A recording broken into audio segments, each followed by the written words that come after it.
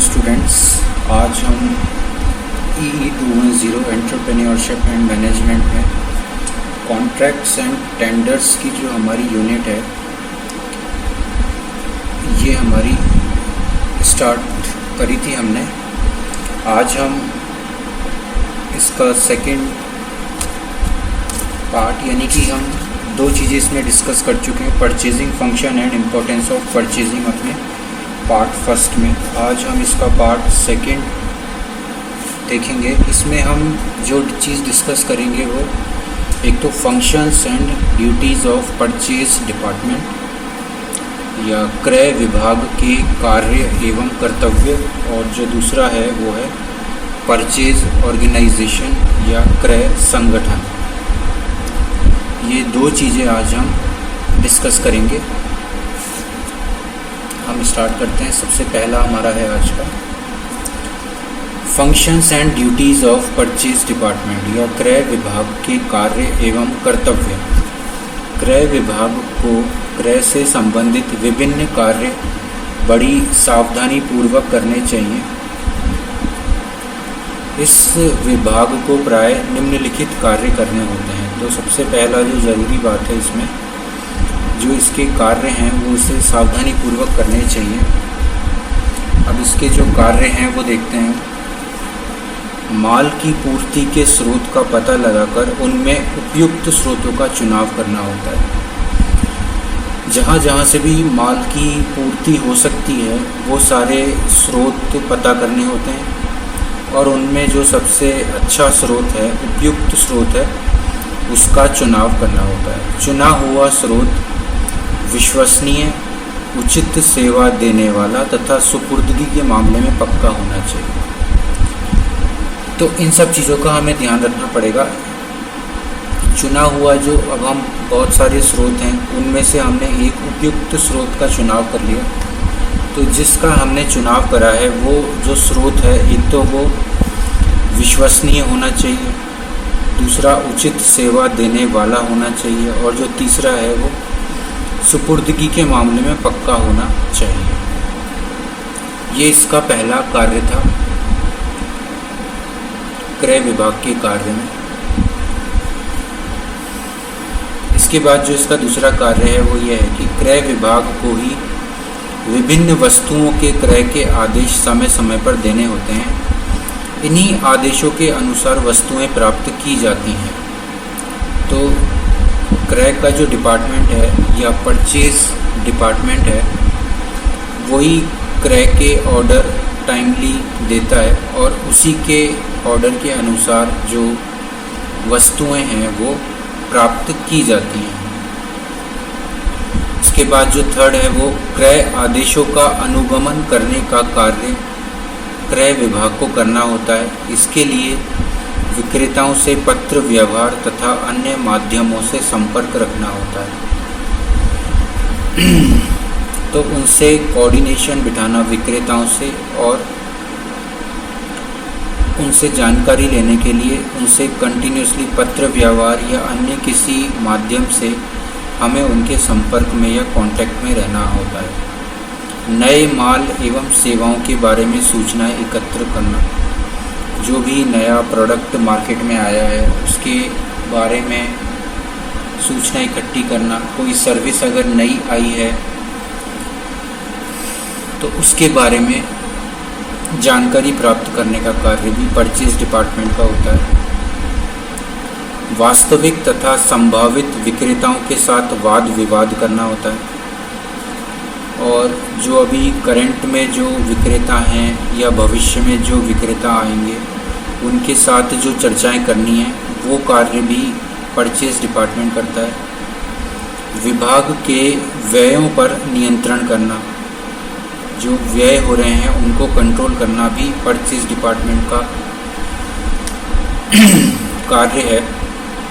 सभी पूर्तिकर्ताओं से अच्छे संबंध स्थापित करना। जो भी विक्रेता हैं या पूर्तिकर्ता हैं उनसे सबसे अच्छे संबंध स्थापित करने का कार्य भी परचेज डिपार्टमेंट करता है। अप्रचलित माल तथा कतरन को बेचने की व्यवस्था करना। जो अप्रचलित माल है, जो ज़्यादा प्रचलित नहीं है, और जो कतरने हैं उनको बेचने की जो व्यवस्था करने का काम है वो क्रय विभाग करता है। क्रय विभाग को विक्रेताओं द्वारा प्रस्तुत बीजकों की जांच करनी होती है। तो जो विक्रेताओं द्वारा प्रस्तुत बीजक हैं उनको भी जांचने का काम क्रय विभाग का होता है। विक्रेताओं के प्रतिनिधि जब क्रय प्रतिनिधि से मिलने आते हैं तो क्रय प्रतिनिधि ही उनका साक्षात्कार लेते हैं। अब जो विक्रेताओं की ओर से कोई बात करने आता है तो जो परचेज डिपार्टमेंट है उसका भी एक प्रतिनिधि होगा। जब उससे मिलने आएगा तो उसको ही उसका जो विक्रेताओं का प्रतिनिधि है उसका साक्षात्कार लेना होता है। विभाग का वार्षिक बजट तैयार करना, जो ईयरली बजट है वो तैयार करने का कार्य भी परचेज डिपार्टमेंट का होता है। क्रय कुशलता का स्वयं अंकेक्षण करना, क्रय कुशलता का भी जो अंकेक्षण है वो करने का कार्य भी क्रय विभाग का होता है। ये हमने functions and duties of purchase department की देखी। अब हम हमारा अगला टॉपिक पे आते हैं जो कि है हमारा परचेज ऑर्गेनाइजेशन या क्रय संगठन। इसके लिए एक बड़े व्यावसायिक निगम में क्रय के लिए सुदृढ़ संगठन का होना अति आवश्यक है। तो एक जो कोई बड़ा व्यावसायिक निगम है उसमें क्रय करने के लिए एक मजबूत संगठन का होना बहुत ज़्यादा ज़रूरी है, जिससे क्रय से संबंधित सभी कार्रवाई कुशलतापूर्वक पूरी की जा सके। क्रय संगठन ऐसा होना चाहिए जिसमें सभी संबंधित अधिकारियों एवं कर्मचारियों के कर्तव्य एवं अधिकार स्पष्ट एवं सुनिश्चित हों। तो ये जो संगठन है वो इस प्रकार से बनाया जाना चाहिए कि इसमें जो भी अधिकारी हैं, कर्मचारी हैं, उनके जो कर्तव्य हैं, उनके जो अधिकार हैं वो स्पष्ट हों, क्लियर हों और सुनिश्चित हों, जिससे भ्रांतियां कम से कम हों तथा प्रमुख क्रय अधिकारी को महत्वपूर्ण मामलों पर ध्यान देने का अवसर प्राप्त हो सके। तो जिससे जो डाउट हो वो कम से कम हो और जो मेन मुख्य क्रय अधिकारी है वो अपना जो ध्यान है वो महत्वपूर्ण मामलों पर लगा सके। क्रय से कुछ मुख्य संगठन समस्याओं का सामना करना पड़ता है। जैसे कुछ समस्याएं हैं, जैसे कंपनी की व्यापक संरचना में क्रय विभाग का स्थान क्या हो, क्रय विभाग का आंतरिक संगठन क्या हो, क्रय संगठन केंद्रित हो अथवा विकेंद्रित हो। तो ये कुछ समस्याएं हैं, प्रमुख समस्याएं हैं या मुख्य समस्याएं हैं जिनका सामना करना पड़ता है। जो पहली समस्या है हमारी वो है संगठन संरचना में क्रय विभाग की स्थिति। भिन्न भिन्न औद्योगिक इकाइयों की संगठन संरचनाओं में क्रय विभाग की स्थिति भी भिन्न भिन्न पाई जाती है। तो इसकी जो स्थिति है वो इकाइयों के ऊपर ज़्यादा डिपेंड रहती है। अलग अलग इकाइयों में इसकी स्थिति अलग अलग है। कहीं क्रय विभाग को पूर्ण रेखीय स्थिति प्रदान की गई है तो कहीं उसे उत्पादन विभाग के उप विभाग के रूप में स्थान दिया गया है। तो कहीं तो ये अपने आप में एक पूर्णतया विभाग है, कहीं ये उप विभाग के रूप में रूपांतरित है। कहीं कहीं क्रय विभाग को संस्था के वित्त विभाग के नियंत्रणाधीन भी रखा गया है। किसी किसी संस्था में वित्त विभाग है, उसके अंतर्गत इस विभाग को रखा गया है। क्रय विभाग को वित्त विभाग से संबद्ध करने के पीछे धारणा यह है कि वित्त एवं क्रय एक दूसरे से संबंधित कार्य हैं। जब तक वित्त की व्यवस्था नहीं होगी क्रय नहीं किया जाएगा। तो ये भी एक कारण है कि जो वित्त विभाग है और जो क्रय विभाग है वो उसका उप विभाग है वित्त विभाग का, क्योंकि जब तक वित्त की व्यवस्था नहीं होगी क्रय नहीं किया जा सकेगा।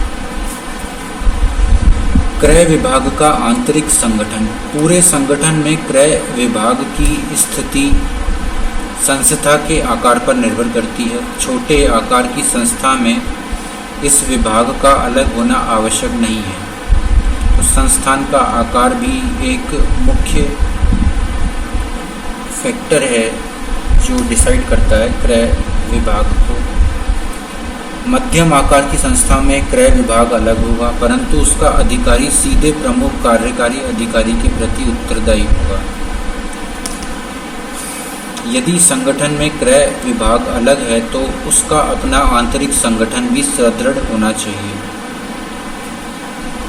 एक बड़े आकार के व्यावसायिक तथा निर्माणकारी निगम में प्राय निम्नलिखित रेखा चित्र के अनुसार क्रय विभाग का संगठन होता है। तो ये जो रेखा चित्र है इसको मैं बताता हूँ। जैसे सबसे पहले महाप्रबंधक है,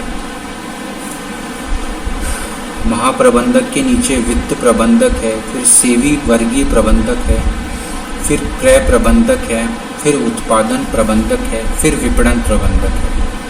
और अगर हम उसी तरह से लिपिक की बात करें तो सबसे पहले मुख्य लिपिक है, फिर सहायक क्रय प्रतिनिधि है, फिर प्राप्ति लिपिक है, फिर निरीक्षक है और फिर मुख्य स्टोर कीपर है। तो ये एक रेखा में चलते हैं सब ऊपर से नीचे की ओर। क्रय विभाग को विभिन्न उप विभागों में प्राय निम्नलिखित क्रियाओं को ध्यान में रखकर बांटा जाता है। जैसे पहला है क्रय खंड।